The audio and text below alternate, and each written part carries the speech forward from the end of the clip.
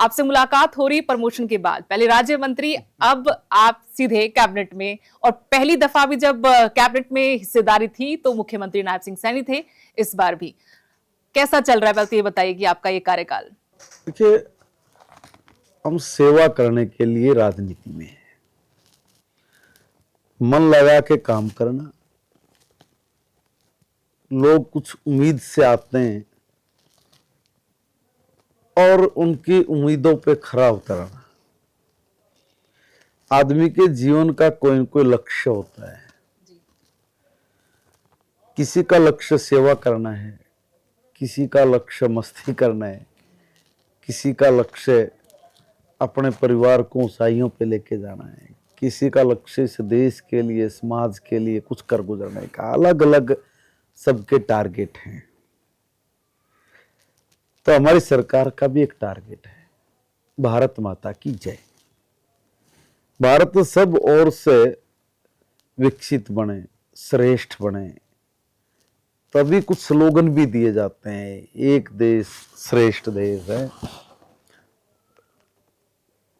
हरियाणा एक, हरियाणवी एक। ये जो बात कही गई है, सबका साथ, सबका विकास, सबका प्रयास, सबका विश्वास, ये अपने आप में पूरे एक ग्रंथ हैं, बहुत विस्तृत है। इन पर काम करना, इस चीज की जिम्मेवारी जनता ने हम लोगों को सौंपी है।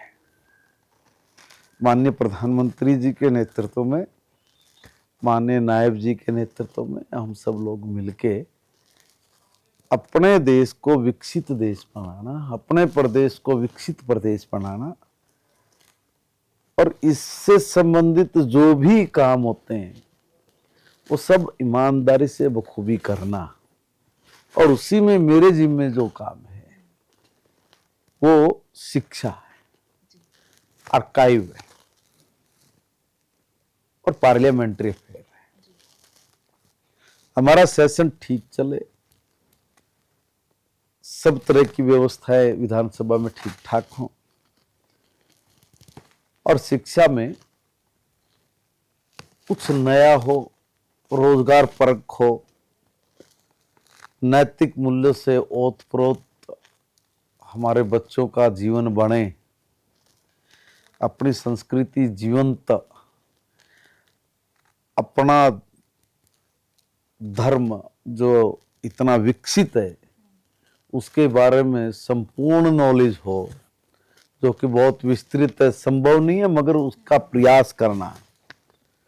ये अनेकों अनेक काम ये मेरे जी में भी है। आर्काइव में भी जितने नोट्स पढ़े हैं, महावाक्य पढ़े हैं, जो कहीं खो गए थे उनको प्राप्त किया है, उनको म्यूजियम में रखा है।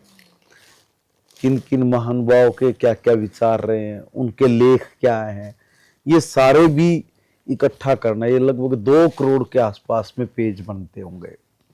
अभी मैं उसी को चेक करवा रहा हूँ। अभी वो मेरे अधिकारी भी अभी आके गए हैं कि भाई सर इस पे हमने क्या करना। तो उसमें मैंने ये कहा कि भाई जितने भी ये पेज हैं ये सारे इकट्ठा करो और एक एक व्यक्ति के जीवन में किसने कब क्या कहा, क्यों कहा, उसको फिर पिक्चराइज करना, उसकी प्रदर्शनी लगाना, लोगों को उनका महत्व पता लगे, किस प्रकार के लोग हमारे यहाँ हुए, कितना शौर्य, कितनी वीरता और कितने बलिदान कैसे उन लोगों ने किए हैं, और कैसे वो हमारे लिए प्रेरणा का एक स्रोत बन सकते हैं।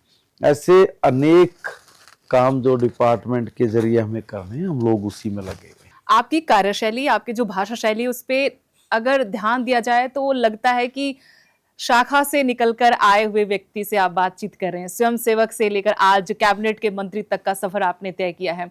जैसे बीजेपी ने हिस्ट्री क्रिएट की जीत की हैट्रिक के साथ, आपने भी हिस्ट्री बनाई अपने आप के लिए। 3 बार चुनाव, 3 बार जीत। मैं संघ का स्वयं सेवक हूं, ये मेरे लिए बड़े फक्र की बात है। और आज मैं जो भी हूं मेरे संगठन की बदौलत हूं। व्यक्ति निर्माण करना, यही संघ की शाखा का काम है। बहुत सारे लोग कहते हैं कि संघ में होता क्या है, समझाओ। तो एक लाइन में थोड़ी समझा सकते हैं हम। उनको कहते हैं कि देखो भाई, अगर आपने संघ को समझना है तो उसकी शाखा में जाना पड़ेगा। और शाखा में, 1 घंटे की शाखा में आप वो कर जाओगे कि आपको पता नहीं लगेगा कि आपका कब जुड़ाव आपका इतनी बदलाव कम हुआ। उम्र में आप कैसे जुड़े? कोई मैं तो किस्सा था कोई? 8वीं क्लास में पढ़ता था। किसने मार्गदर्शन किया? कैसे संपर्क में आए आप? हाँ, मैं 8वीं क्लास में पढ़ता था, तो सफीदों में तो एक शाखा लगती थी रोड के बिल्कुल साथ में। तो मेरे 2-3 दोस्त जाते थे, मैंने उनको खेलते हुए देखा उस शाखा में। छोटे छोटे हम थे ही, 8वीं क्लास में। और मैंने पूछा, तू ये क्या कर रहा है? बोला, मैं खेल रहा हूँ, शाखा में हूँ। मैं कहा, ये क्या होता है? फिर उसने मुझे बताया। और वहीं से एक सुरेंद्र जी हमारे थे सफीदों के, आजकल दिल्ली में हैं।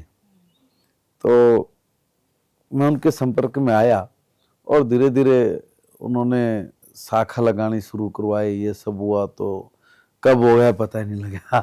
अब मैं उनको मानता हूँ कि भाई उन्होंने मुझे एक ऐसी लाइन दी, एक ऐसी दिशा दी कि जिससे मेरे जीवन में स्वयं में बहुत परिवर्तन में फील करता हूँ।